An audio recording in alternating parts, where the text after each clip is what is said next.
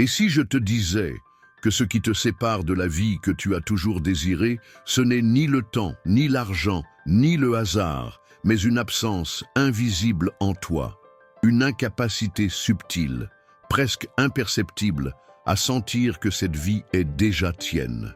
Une difficulté à voir, avec les yeux de l'âme, ce que tu persistes à considérer comme lointain. La vérité, c'est que ce qui nous paralyse porte rarement un nom, mais a toujours une forme. Et cette forme, c'est l'image que nous avons de nous-mêmes. Respire profondément, ferme les yeux un instant. Peux-tu te voir vivre la vie de tes rêves? Peux-tu t'imaginer te réveillant le matin dans un lieu baigné de lumière douce, où les odeurs, les sons, le contact des draps murmurent « Tu es enfin arrivé ». Peux-tu te voir marcher dans les rues avec une démarche qui ne demande pardon à personne, t'asseoir à la table avec des gens qui ne te tolèrent pas, mais qui te respectent? Est-ce que tu le peux? La plupart des gens n'y arrivent pas. Et ce n'est pas parce qu'ils ne veulent pas, c'est parce qu'ils ne supportent pas l'idée de se voir transformé. Un jour, j'ai entendu un jeune homme dire qu'il rêvait d'avoir une Porsche. Il était sincère, ses yeux brillaient. Mais il a suffi que je lui demande « Peux-tu t'imaginer, là, maintenant, en train de conduire une Porsche ?» Et l'éclat a disparu. Il a souri, gêné, et m'a dit « Je ne sais même pas ce que ça fait de s'asseoir dans une voiture comme ça. » Cela m'a frappé en plein cœur. Parce que la majorité des gens vit ainsi. Ils rêvent avec leurs lèvres, mais leur âme rejette. Ils veulent, mais n'accèdent pas. Et tout ce à quoi on n'accède pas intérieurement devient impossible extérieurement. Georges Gurdjieff disait que l'être humain vit endormi, comme une machine agissant selon des impulsions automatiques, sans véritable présence, sans conscience de soi. Et peut-être est-ce pour cela que tant de gens désirent, mais si peu accomplissent. Parce que désirer est facile, c'est automatique. Mais imaginer avec présence ce qui n'existe pas encore, cela demande de la conscience. Et la conscience, ça fait mal. Car quand tu t'imagines en possession de quelque chose de grand, quelque chose qui défie la narration que tu as de toi-même, ton esprit hurle. Il te ramène sur le sol de l'enfance, à la voix de ton père disant « Ce n'est pas pour nous », à cette salle de classe où l'on t'a humilié, à ce souvenir où tu as essayé et échoué. L'esprit te sabote pour te protéger de la douleur de ne pas y parvenir. Mais le paradoxe est cruel. Cette même protection est ta prison. C'est ce « je ne dois pas rêver trop grand » qui t'empêche de vivre pleinement. Parce que ton esprit croit davantage ce qu'il ressent que ce que tu dis. Tu peux répéter 1000 fois « je veux prospérer ». Mais si, face à un appartement de haut standing, ta première réaction est de regarder le prix et de dire « ce ne sera jamais possible », alors ton esprit a déjà décidé que tu ne fais pas partie de ce monde. Et il programme ton comportement, tes choix, ton énergie, pour que tu n'approches jamais de cette réalité. C'est pour cela que des personnes intelligentes, travailleuses, disciplinées, restent coincées dans les mêmes cycles. Elles font plus d'efforts que les autres, mais ne progressent pas. Parce que leur radio intérieure est bloquée sur la fréquence de la survie. Peu importe l'effort, le signal qu'elles émettent dit toujours « je ne peux pas aller au-delà de ça ». Imagine maintenant que ton esprit fonctionne comme une radio, que la réalité soit faite de multiples stations, chacune émettant une fréquence différente d'expérience. Certaines avec du manque, d'autres avec de l'abondance, certaines avec de la douleur, d'autres avec de la paix. Et toi, chaque jour, tu t'accordes à l'une d'elles, pas avec un bouton, mais avec tes pensées, tes émotions, ton identité. Et surtout, tu ne peux entendre que ce à quoi tu es accordé. Une réalité magnifique peut exister juste à côté de toi, mais si ta radio intérieure est réglée sur la douleur, tu ne percevras que ce qui correspond à cette douleur.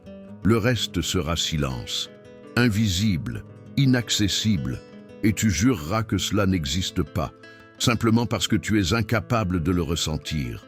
Gurdjieff nous alertait, l'homme ne peut rien changer dans sa vie tant qu'il n'a pas pris conscience qu'il est endormi. En d'autres termes, on ne peut pas changer le monde extérieur sans d'abord accéder à la dimension intérieure qui le projette. S'éveiller, ce n'est pas seulement être conscient de soi, c'est sentir que l'on crée sa réalité à chaque instant.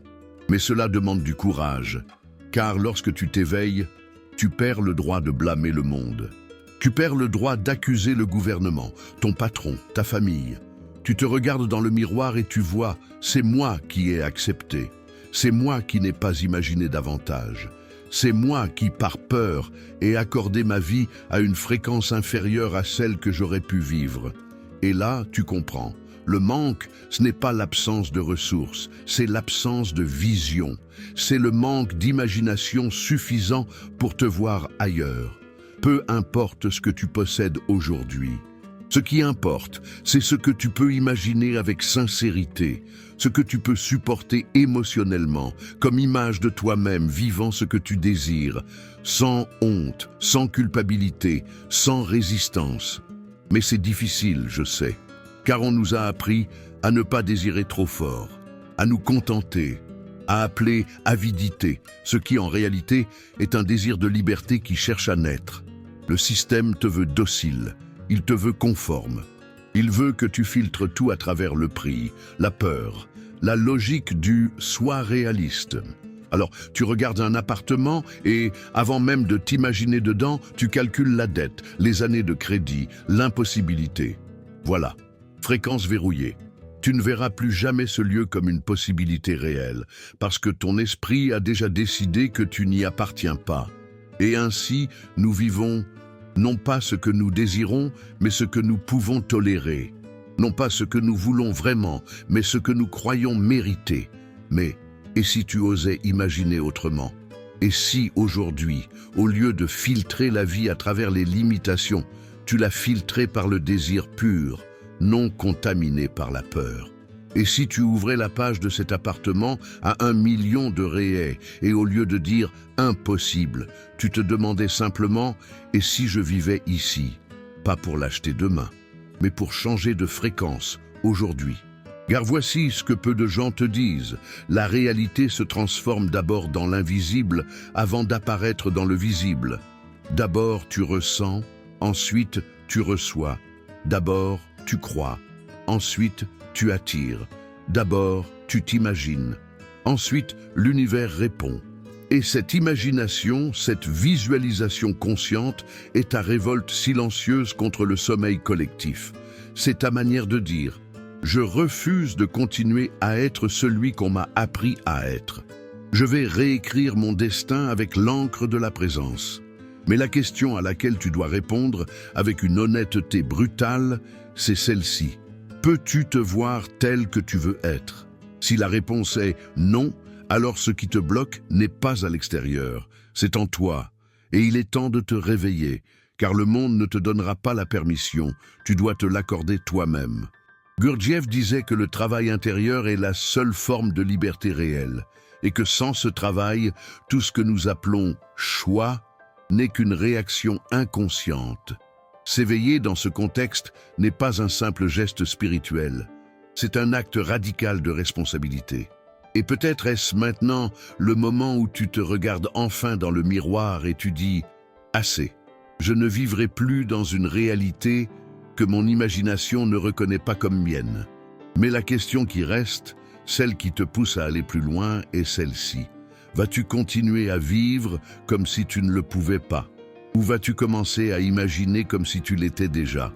Vous êtes-vous déjà demandé pourquoi certaines personnes, bien qu'elles vivent dans le même pays, dans la même ville, affrontent les mêmes prix, les mêmes crises, le même gouvernement, semblent marcher sur une route secrète, où tout coule de source, où les choses se mettent en place, s'alignent, presque sans effort, alors que d'autres, même en faisant tout comme il faut, trébuchent sans cesse sur leurs propres espoirs, toujours à un pas de quelque chose qui ne se réalise jamais? Peut-être que vous connaissez quelqu'un comme ça, ou peut-être que c'est vous. C'est comme s'il existait deux mondes parallèles, tournant au même moment. Et peu importe combien vous vous efforcez, étudiez, économisez, vous restez au même point, comme si un fil invisible retenait vos pieds, pendant que vous voyez les autres avancer, s'épanouir, conquérir. Et si je vous disais que la différence entre ceux qui réussissent et ceux qui essaient ne réside pas dans la force, ni dans le mérite, ni dans le quotient intellectuel, mais dans la fréquence émotionnelle qu'ils portent silencieusement en eux. Ce concept peut sembler étrange au premier abord. Mais si vous écoutez avec le cœur, vous comprendrez qu'il a du sens. Tout dans l'univers vibre, les sons, les lumières, les pensées, les émotions. Et nous, êtres humains, sommes aussi des émetteurs et des récepteurs de fréquences. Vous l'avez déjà ressenti, n'est-ce pas? Entrer dans un lieu et, avant même que quelqu'un ne parle, sentir que quelque chose ne va pas, ou bien regarder quelqu'un dans les yeux et percevoir qu'il ou elle est léger sans savoir pourquoi. C'est ça, la fréquence. Ce n'est pas ésotérique, c'est de la sensibilité, c'est de la présence, c'est de la vibration. Et maintenant, imaginez que toute votre vie soit façonnée par ceux avec quoi vous êtes en résonance. Vous n'attirez pas ce que vous voulez, mais ce que vous êtes. C'est une vérité difficile à regarder en face parce qu'elle vous place devant un miroir impitoyable. Si tout ce que j'ai autour de moi n'est qu'un reflet de ce que je vibre, alors où suis-je bloqué? J'ai connu une femme appelée Lucia. À 58 ans, elle travaillait comme vendeuse dans une boutique de tissus, dans un centre commercial oublié par le temps. Elle servait avec douceur, parlait bas, était polie avec tout le monde. Veuve depuis 8 ans, mère de 3 enfants adultes, des factures toujours à la limite. Sa vie n'avait rien de dramatique, mais tout était petit, répétitif, sans couleur. Un jour, au cours d'un atelier gratuit sur l'intelligence émotionnelle, quelqu'un lui demanda « Quel est ton rêve ?»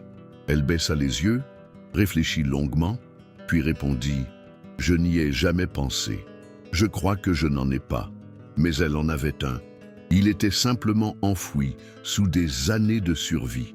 Pendant ce même atelier, elle entendit parler de fréquences vibratoires et de la manière dont de petits choix émotionnels construisent des réalités entières. Et elle fit quelque chose de presque enfantin mais profondément symbolique. Elle s'arrêta devant une vitrine où il y avait une robe bleu clair avec de discrètes fleurs sur le col. Elle ne l'acheta pas. Elle resta juste là à se regarder avec. De retour chez elle, elle écrivit sur un bout de papier « Je veux me trouver belle à nouveau ». C'était comme changer la station de la radio de l'âme. 2 mois plus tard, elle commença à faire de petites vidéos de couture avec des astuces pour les femmes de plus de 50 ans. Elle souriait autrement. Le bleu apparut plus souvent dans ses vêtements. 1 an après, Lucia fut invitée à donner une conférence sur la réinvention à la maturité. Et aujourd'hui, à 61 ans, elle vit de sa propre marque de vêtements artisanaux. A-t-elle changé de vie? Non, elle a changé de fréquence. Et voici le point essentiel. La réalité n'est pas linéaire, elle est vibratoire. Il ne s'agit pas seulement de faire plus, mais de vibrer autrement. Il ne s'agit pas de courir, mais d'ajuster la radio intérieure qui vous connecte à une autre station de vie. Georges Gurdjieff, en observant l'humanité endormie dans ses schémas automatiques, disait que l'homme vit comme une machine, gouvernée par des forces extérieures qu'il ignore, jusqu'à ce qu'il s'éveille. Et cet éveil ne survient pas comme une explosion. Parfois, il commence par un petit geste, une pause, un regard nouveau sur l'ancien. Et peut-être que cette pause est en train de se produire maintenant, dans cette vidéo, pendant que quelque chose en vous vibre. Comme si une partie de vous, jusque-là endormie, commençait à bouger. Comme si quelque chose murmurait « Eh, peut-être qu'il est encore temps. » Et c'est vrai. Même si vous avez 40, 55 ou 67 ans. Même si vous avez essayé et échoué. Même si tout autour de vous semble dire que c'est trop tard. Parce que ce n'est que la surface. Et ce qui définit votre vie, ce n'est pas ce qui est à l'extérieur. C'est ce qui est accordé à l'intérieur. Combien de fois avez-vous entendu la phrase « Tout est une question d'état d'esprit » Elle est devenue un slogan vide, galvaudé par les coachs. Mais derrière cette phrase se cache une vérité dérangeante. Votre esprit est le pont entre vous et tout le reste. Et non, cela ne veut pas dire qu'il suffit de penser positivement. Cela signifie qu'il faut commencer à agir comme quelqu'un qui est déjà sorti de sa situation. Même avant d'en sortir, c'est contre-intuitif, mais c'est le seul chemin, parce que ce n'est pas le monde qui change pour que vous changiez, c'est vous qui changez. Et alors, le monde change. Réfléchissez bien. Vous êtes là où vous êtes parce que, à un moment ou à un autre, vous avez cru que c'était votre place. Même inconsciemment.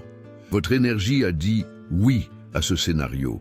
Alors, c'est votre énergie qui doit maintenant dire stop. Et cela est d'autant plus essentiel aujourd'hui, en 2025, dans un monde où tout semble plus incertain, où les journaux ne parlent que de crise, de récession, d'inflation, de conflit, où l'avenir paraît toujours plus effrayant que le présent. Beaucoup vivent dans la peur de bouger, la peur de perdre le peu qu'ils ont, la peur d'essayer et d'échouer. Mais cette peur, aussi compréhensible soit-elle, fige la fréquence de la stagnation. Et vous méritez mieux que simplement survivre à vos journées. Vous méritez d'inspirer profondément et de sentir que votre existence a du sens, que votre corps vibre encore de désir, que le temps est encore un allié et non une menace. Vous connaissez cette sensation de déjà-vu que vous ressentez parfois, comme si vous viviez une scène que vous aviez déjà connue sans pourtant l'avoir jamais vécue? C'est aussi de la vibration. C'est comme si une partie de votre être avait déjà accédé à cette expérience et que votre corps ne faisait que rejoindre ce que votre âme avait déjà touché. Et il en va de même pour vos rêves. Si vous désirez quelque chose avec force, avec sincérité, avec cette douce douleur dans la poitrine, c'est que cela existe déjà en vous, dans une autre dimension. La vie attend simplement que vous vous syntonisiez, que vous disiez oui, même sans savoir comment. Et peut-être est-ce ce qui se passe en ce moment. Peut-être ressentez-vous, comme Lucia, comme tant d'autres, qu'il y a quelque chose qui vibre en vous, quelque chose de discret, mais de réel. Quelque chose qui murmure « Je suis plus que cette routine, plus que ces factures, plus que ce silence ». Ce quelque chose, c'est vous, qui cherchez à vous accorder à la vie que vous êtes appelé à vivre. Alors, je vous pose la question avec toute la sincérité de quelqu'un qui a connu l'obscurité. Allez-vous continuer à tourner le bouton vers la même station qu'hier? Ou oser écouter une nouvelle mélodie, même si vous n'en connaissez pas encore les paroles, et si tout ce que tu désirais était déjà accessible, mais dans une langue que ton esprit n'a pas encore appris à parler? Et si la clé de cette nouvelle réalité ne résidait ni dans l'effort, ni dans la lutte, ni dans la discipline extrême, mais dans ta capacité à simuler avec sincérité ce que tu ne possèdes pas encore? Il ne s'agit pas de faire semblant, ni de se mentir à soi-même. Il s'agit d'entraîner ton être, corps, esprit et émotion à ressentir ce que ce serait si c'était déjà réel. Et dans ce détail minuscule réside une puissance profonde, presque interdite, que la plupart des gens ignorent. L'esprit ne distingue pas le réel de l'imaginé avec intensité. Il réagit à ce que tu ressens, à ce que tu nourris émotionnellement, à ce que tu incarnes intérieurement avec conviction, et tout ce qui est ressenti comme réel commence silencieusement et presque imperceptiblement à façonner la réalité extérieure. Mais voici la question qui tranche en profondeur. Peux-tu vraiment ressentir que tu mérites ce que tu désires? Ou portes-tu encore quelque part en toi un écho caché de « ce n'est pas pour moi ». C'est à cet endroit précis que la majorité abandonne. Car la visualisation exige la présence. Et la présence, comme le disait Georges Gurdjieff, est une forme rare d'énergie, une qualité à laquelle l'homme ordinaire n'a pas accès, car il vit endormi en lui-même. Être présent est un acte révolutionnaire. C'est sortir de la transe, de la répétition et assumer le rôle de créateur. C'est pourquoi, lorsque tu décides de visiter un lieu qui incarne ce que tu veux, non pas en simple spectateur, mais en répétant ta nouvelle identité, tout l'univers commence à changer autour de toi. C'est cela, la technique de l'accès. Agir comme si tu étais déjà. Non pour tromper qui que ce soit, mais pour permettre à ton esprit, ton énergie et tes émotions de devenir compatibles avec cette nouvelle fréquence. L'as-tu déjà expérimenté? Es-tu déjà entré dans une boutique, non pour acheter, mais simplement pour toucher ce qui représente ton désir? T'es-tu déjà arrêté devant une voiture, non pour rêver, mais pour imaginer que tu tiens les clés en main? As-tu déjà visité un appartement sans en avoir les moyens, juste pour voir comment la lumière entre dans le salon à 15 heures? Si oui, partage-le. Sinon, pourquoi pas? Il y a quelque chose de puissant dans le fait d'être physiquement présent devant ce que tu désires. Ton corps s'en souvient. Tes cellules vibrent autrement. L'esprit, qui disait auparavant « ce n'est pas pour moi », se confronte à une évidence. Tu es là, tu respires, tu ressens, tu touches. La réalité commence à se plier devant ton audace d'occuper un espace que tu croyais interdit. As-tu déjà observé comment se comportent les personnes riches, pas seulement financièrement, mais émotionnellement? Leur manière de marcher, de parler, d'occuper les lieux. Il ne s'agit pas de supériorité. Il s'agit de familiarité avec ce qu'ils désirent. Ils ne demandent pas la permission d'exister dans les grands espaces, car d'une certaine manière, ils ont déjà répété le rôle. C'est cela l'accès. Répéter ta nouvelle vie jusqu'à ce qu'elle devienne inévitable. Et peut-être que maintenant, tu te dis « mais c'est dangereux, et si je me fais des illusions, et si je rêve trop haut et que je tombe encore ?» C'est la voix de l'ombre. Cette partie de ta psyché qui préfère ce qui est connu, même si c'est petit, à l'inconnu qui pourrait te libérer. C'est cette partie que Georges Gurdjieff appelait le « moi mécanique », celle qui répète, qui suit des schémas, qui a peur de mourir symboliquement en changeant. Mais sans cette mort symbolique, il n'y a pas de renaissance. Combien de fois as-tu reculé face à une opportunité parce qu'elle te paraissait trop grande? Combien de fois quelqu'un t'a-t-il offert quelque chose de mieux, un travail, une invitation, une chance? Et tu as répondu « Je ne sais pas si j'en suis capable ». Pourquoi la grandeur effraie-t-elle plus que la médiocrité?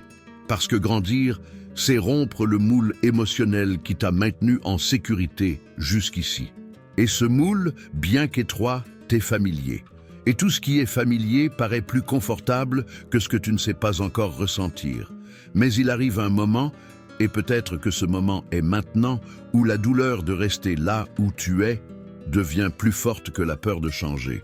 Un moment où le corps crie, l'esprit pressant, et l'âme ne supporte plus d'être petite. Et alors, quelque chose change. Tu entres dans ce restaurant que tu évitais. Tu parles à cette personne à qui tu n'as jamais osé parler. Tu visites cet appartement comme s'il était déjà tien. Et dans un geste apparemment simple, tu ouvres une nouvelle saison intérieure. Cette nouvelle saison commence à émettre des signaux, des vibrations, des invitations, et le monde qui paraissait figé commence à répondre. Ce n'est pas de la magie, c'est du magnétisme. Tu commences à remarquer des coïncidences. Une conversation mène à une idée mène à une invitation devient un projet. Et soudain, ce qui semblait lointain est en train de se réaliser. As-tu déjà vécu cela? Un moment où tout s'est aligné sans effort. Un coup de pouce du destin qui n'est venu qu'après que tu aies fait le premier pas? Si oui, raconte-le.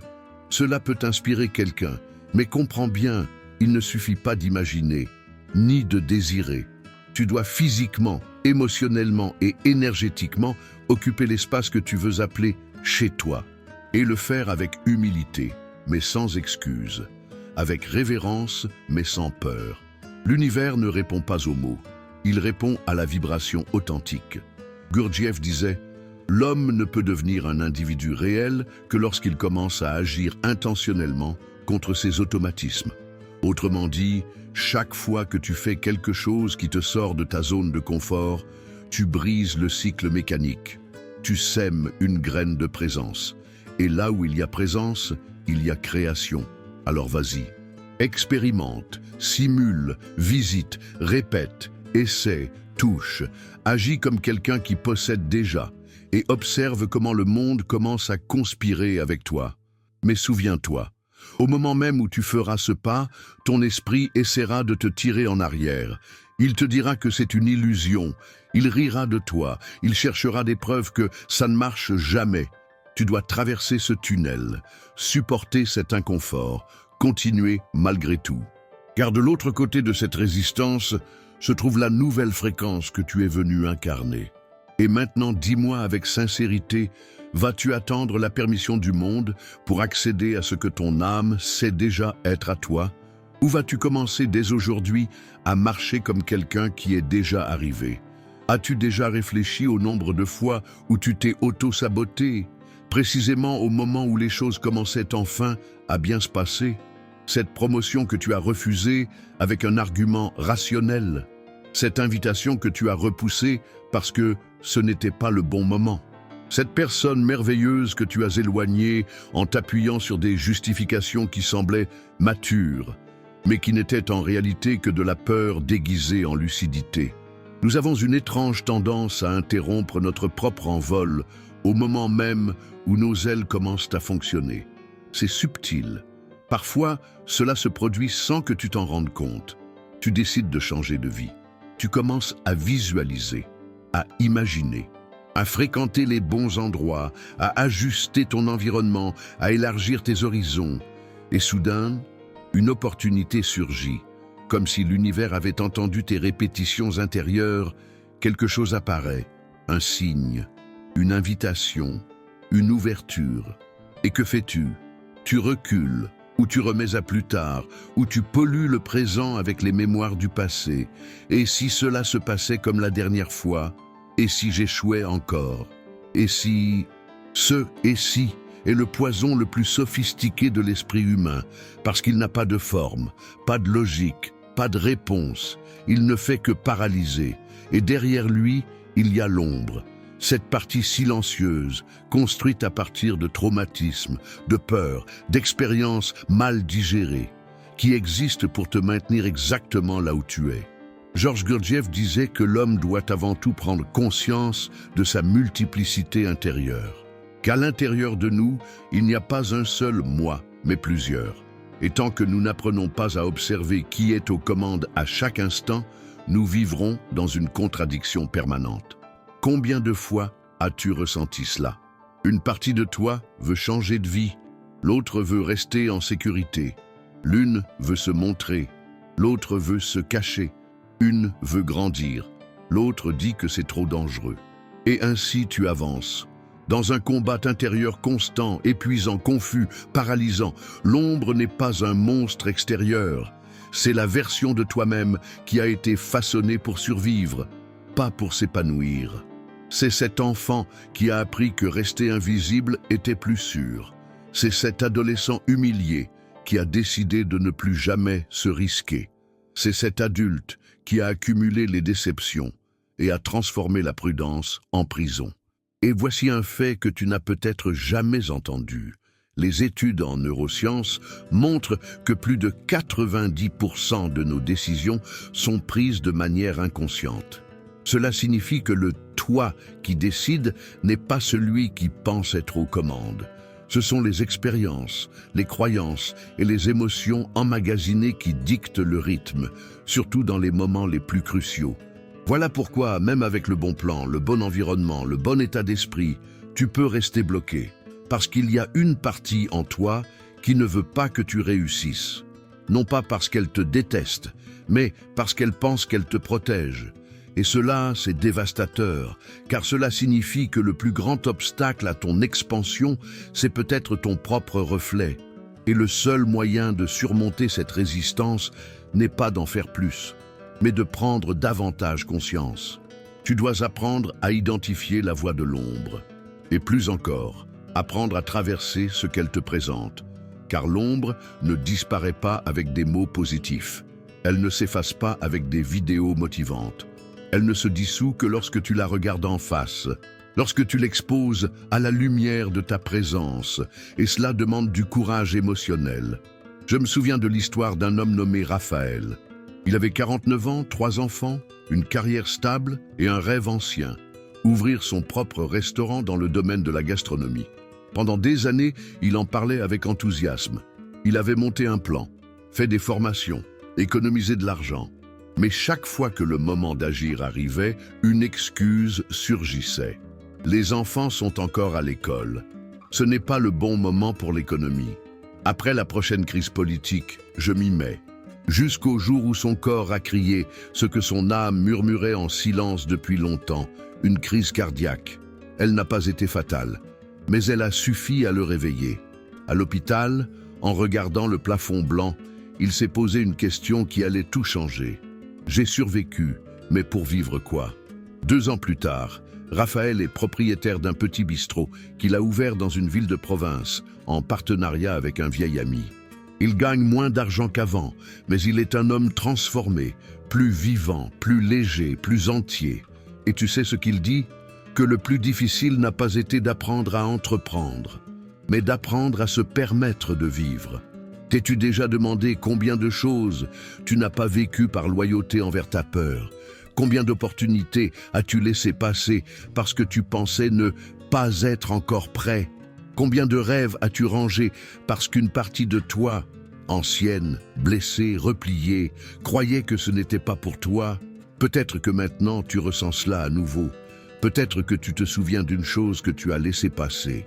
Peut-être que tu as envie de pleurer, non pas de tristesse, mais parce que tu reconnais enfin qu'il est temps d'arrêter de te saboter. Gurdjieff disait « La liberté ne se donne pas, elle se conquiert, et elle n'est possible que lorsque l'homme cesse d'être esclave de lui-même. » Cette phrase, à elle seule, mérite une vie de réflexion. Le monde est rempli de personnes prisonnières de leurs propres croyances. Des gens intelligents, sensibles, talentueux, mais qui restent enfermés dans des schémas anciens, incapables de lâcher le connu pour découvrir le possible. Et toi, qu'attends-tu? Que la vie te secoue à nouveau? Que le temps résolve ce que seule ta bravoure peut transformer? Car il faut dire les choses avec clarté. L'ombre ne disparaîtra jamais complètement. Tu n'as pas besoin d'attendre de te sentir parfaitement prêt, sûr de toi, confiant. C'est un piège. La vie est toujours incomplète, toujours incertaine. Le véritable changement commence quand tu décides d'avancer, même avec la peur, même avec cette voix intérieure qui crie « et si ça échoue ?» Même avec le cœur tremblant, tu avances, parce que tu as compris que vivre, c'est traverser ta propre résistance. Et maintenant, je voudrais t'inviter à faire quelque chose. Partage dans les commentaires une situation où tu as compris que tu t'étais saboté, même si elle est ancienne, même si elle est petite. Le fait de la nommer, c'est déjà commencer à guérir. Et en guérissant, tu accèdes à une autre partie de toi, celle qui n'a pas peur de briller. Tu n'es pas né pour être le figurant de ta propre vie. Tu es né pour vivre avec plénitude, avec présence, avec courage. Et lorsque tu commences à agir depuis cet endroit-là, il se passe quelque chose d'incroyable. L'ombre se tait. Elle ne disparaît pas, mais elle recule. Parce qu'elle comprend que, cette fois, c'est bien toi qui tiens les rênes. Il arrive un moment, inévitable et silencieux, où tu dois te regarder dans le miroir et admettre, ce n'est pas le monde qui te limite, c'est la manière dont tu as appris à le voir. Ce ne sont pas les autres, ce n'est pas le gouvernement, ce n'est pas le passé. C'est ce reflet qui, jour après jour, te renvoie l'image de la version de toi-même que tu nourris en silence, même lorsque tu affirmes vouloir changer. Et ce n'est pas une question de culpabilité. C'est une question de conscience. Car la conscience, à la différence du remords ou de la culpabilisation, possède un pouvoir libérateur. Lorsque tu réalises que la prison est intérieure, ce qui surgit, ce n'est pas le désespoir, c'est la puissance. Car si c'est toi qui as construit les murs, c'est aussi toi qui peux les faire tomber. Ce qui est en jeu ici ne se limite pas à l'argent, à la carrière ou au succès. Il s'agit de ta liberté la plus intime, celle d'être ce pourquoi tu es né. Et cette liberté n'est pas une récompense, c'est un combat. Elle doit être choisie, cultivée, soutenue, surtout lorsque l'ombre revient avec ses murmures. Mieux vaut pas, peut-être plus tard. Pourquoi rêver autant? Georges Gurdjieff nous avertit, la plupart des gens préfèrent mourir que de changer. Cela peut sembler brutal, mais c'est le reflet d'une réalité crue. Changer, c'est mourir à ce que l'on a été. Réécrire son histoire exige de détruire les chapitres mensongers qu'on a appris à réciter. Et cela fait mal, cela fait peur, cela déroute. Mais ne pas changer, c'est mourir lentement. C'est vivre dans une routine qui n'émeut pas, qui ne réchauffe pas, qui ne renouvelle pas. C'est se réveiller avec un poids qui n'est pas physique, mais existentiel, une fatigue d'être soi-même. Tu as déjà ressenti cela? Cette sensation d'être toujours en retard, sans même savoir vers quoi tu cours. L'impression qu'il y a quelque chose qui t'attend, mais que tu ignores comment y parvenir. Cette agitation intérieure n'est pas une erreur, c'est un appel, un écho de ton âme qui tente de te réveiller. À ce stade de la vie, tu as peut-être déjà accumulé des victoires, mais aussi des cicatrices. Tu as peut-être tenté de changer et tu as échoué. Tu as peut-être commencé et abandonné tant de fois que tu as fini par douter de toi. Et c'est précisément pour cela que cette conversation est importante, parce que le chemin ne s'arrête pas à la chute. Au contraire, il commence véritablement au moment où tu décides de te relever, même si tu sais que tu peux tomber encore. Tout ce que tu as entendu jusqu'ici n'est pas une théorie, ce n'est pas un beau texte, c'est une convocation. Un appel à reprendre le contrôle de ta narration, pas en tant que héros épique, mais comme quelqu'un qui, dans le silence, choisit de ne plus abandonner. Et le premier pas de cette reprise, c'est un repositionnement intérieur. Tu dois cesser de te voir comme une victime de la vie et commencer à te voir comme un co-créateur de celle-ci. Cela ne signifie pas que tout ce qui t'est arrivé est de ta faute. Cela signifie que tout ce qui viendra peut, oui, être ton choix. Réfléchis un instant. Combien de décisions as-tu différées en attendant que quelque chose change d'abord? Un signe, un soutien, un soulagement, une réponse. Mais si l'univers attendait exactement le contraire, et s'il attendait que tu bouges d'abord pour ensuite ouvrir les portes, la vie ne répond pas à l'hésitation, elle répond à la vibration. Et la vibration est faite de décisions, de sentiments, d'actions. Tu dois vibrer comme si tu étais déjà cette version de toi, même si tes yeux ne la voient pas encore, car l'invisible précède toujours le visible. Et si tout cela te semble trop simple pour être vrai, rappelle-toi, ce qui est évident est ce que nous négligeons le plus. Ce qui transforme une vie n'est pas un secret enfoui, mais une pratique soutenue. Ce n'est pas ce que tu ne sais pas encore, c'est ce que tu sais déjà, mais que tu ne vis pas. Peut-être es-tu prisonnier d'une idée faussée de la notion de mérite.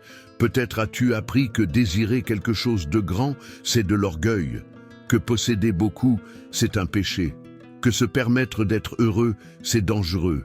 Et alors, chaque fois que la vie t'offre une coupe pleine, tu la refuses, parce qu'on t'a appris à ne boire que les miettes. Mais si tu pouvais redessiner cette idée de mérite, et si tu pouvais réécrire avec conscience le sens du mot « prospérer », Gurdjieff disait « La vie n'est réelle que lorsque l'être est ». Et l'être, dans ce contexte, n'est pas un ego enflé. C'est l'essence éveillée. C'est le noyau authentique qui palpite en toi, attendant que tu aies le courage de le faire jaillir. Tu n'en as pas assez de vivre comme quelqu'un qui ne fait que survivre. N'est-il pas temps de vivre comme celui qui a choisi de s'éveiller? La liberté que tu cherches ne viendra pas de l'extérieur. Elle ne tombera pas du ciel, elle commence à l'intérieur, comme une étincelle. Et cette étincelle, nourrie par la présence, la vérité et l'action, devient flamme. Et cette flamme, un jour, devient feu, un feu impossible à éteindre.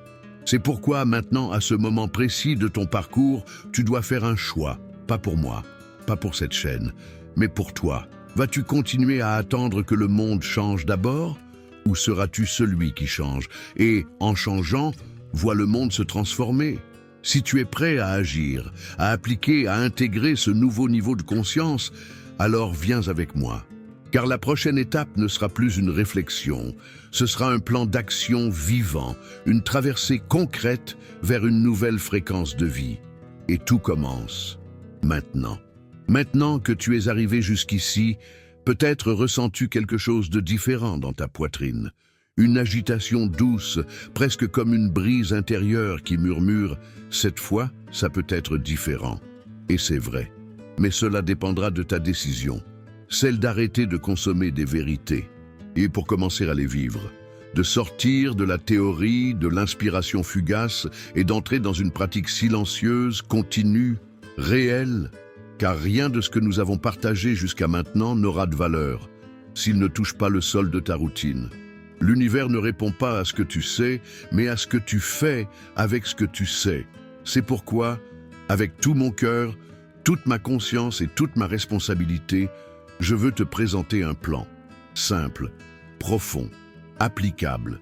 Et si tu le prends au sérieux, il peut t'emmener vers un endroit que tu recherches peut-être depuis toujours, cet endroit où tu deviens toi-même.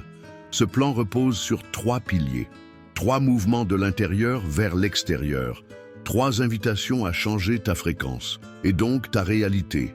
1. Visualisation consciente. Ressens comme si c'était déjà là.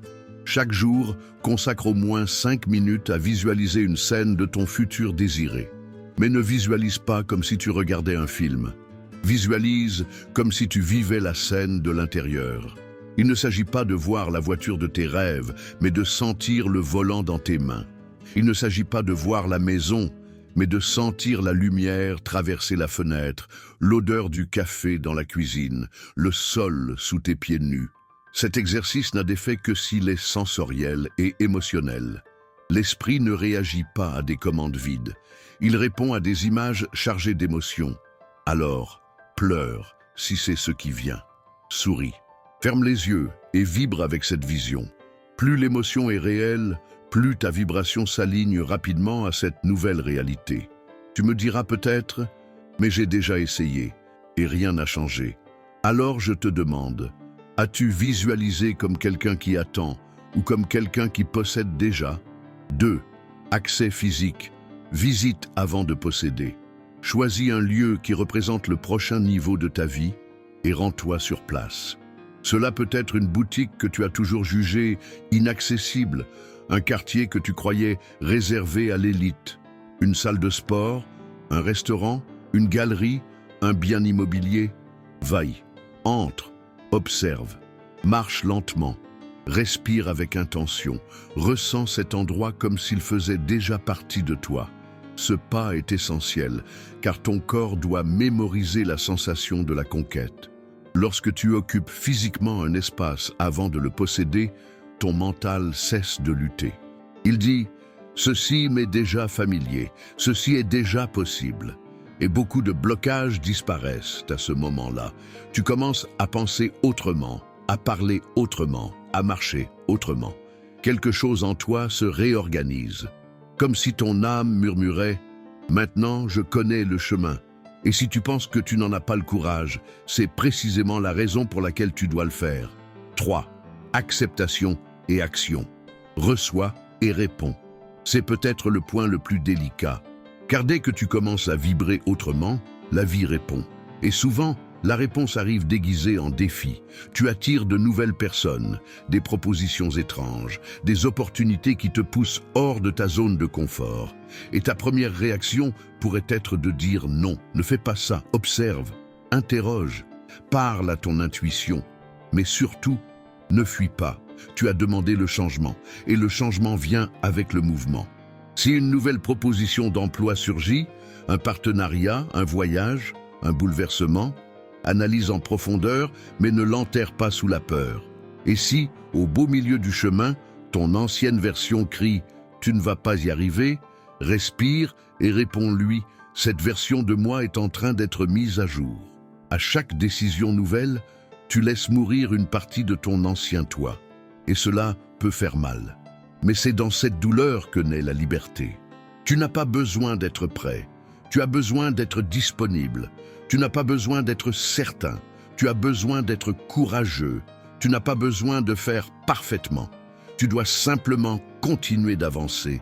Ce plan n'est pas magique. Il est réel. Il demande présence. Il demande pratique. Et surtout, il demande douceur envers toi-même durant tout le processus. Tu vas trébucher. Tu vas oublier, tu vas douter, tu vas te demander si ça fonctionne. Mais cela fait partie du chemin. Le doute est aussi un signe de naissance du nouveau. Continue quand même, réveille-toi chaque jour et renouvelle ton engagement envers ta nouvelle fréquence. Visualise, accède, agis, un pas par jour, un geste à la fois, parce que ce qu'il y a de plus beau dans ce chemin, ce n'est pas ce que tu obtiens, c'est qui tu deviens en l'obtenant. Et un jour, lorsque tu regarderas en arrière et verras que tu es sorti de ce lieu d'insuffisance, de limitation, de silence intérieur, tu souriras. Et tu comprendras que ce n'était pas de la chance, C'était une décision, c'était la présence, c'était l'âme. Alors si ce contenu a touché quelque chose en toi, si une lumière s'est allumée, si tu ressens l'élan d'agir, abonne-toi à la chaîne. C'est ici que nous continuons le chemin ensemble. Like cette vidéo pour qu'elle touche d'autres personnes comme toi et partage en commentaire. Parmi ces 3 pas, lequel ressens-tu que tu dois incarner dès maintenant? Ton histoire compte. Ta transformation inspire. Et maintenant que tu connais le chemin, que vas-tu choisir d'en faire?